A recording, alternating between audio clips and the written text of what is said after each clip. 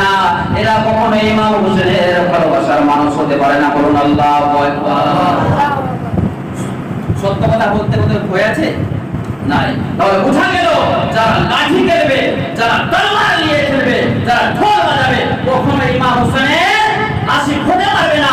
ইমাম হোসেনকে কাল হাসরের ময়দানে আপনারা কিভাবে মুখনা দেন? তখন মুসলমানরা ঢোল বাজায়নি, মুসলমানের মানুষরা তখন লাঠি খেলেনি, মুসলমানের মানুষরা তখন ডিজে বাজায়নি। বিরাদার মিল্লাত ইসলামিয়া যারা এগুলো বানাবে তারা কখনো ইমাম হোসেনের দিওয়ানা হতে পারবে না, তারা কখনো জান্নাতের হকদার হতে পারবে না।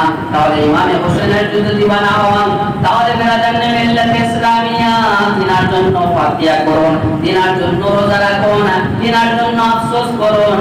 ইমাম হোসেন যদি সেই দিন শহীদ না হতেন, আজকে আপনি ইসলাম খানা পেতেন। বিরাদার আপনারা ভাববেন কি যে ইমাম হোসেনকে ওই কাফেররা শহীদ করেছিল, ইহুদিরা শহীদ করেছিল? খোদার কসম, যদি কাফের শহীদ করত, ইহুদি শহীদ করত, হিন্দু শহীদ করত, আমরা আফসোস করতাম না। বিরাদার মিল্লাত ইসলামিয়া ইমাম হোসেনকে শহীদ করেছে। এই পাঞ্জাবি পরনেওয়ালা, এই টুপি পরনেওয়ালা, ইমাম পরনেওয়ালা ইমাম হোসেনকে শহীদ করেছে। তাদেরকে মুনাফিক বলা হয় কি? এদিকে আযান, এদিকে নামাজ, কিন্তু আবার ইমাম হোসেনকে শহীদ করে দিলেন বিরাদার। তাহলে দেখুন, তারও নামাজ পড়তো, রোজা রাখতো বিরাদার, পাঞ্জাবি আমামা টুপি সব ছিল, কিন্তু বিরাদার মিল্লাত ইসলাম তারা মুনাফিক।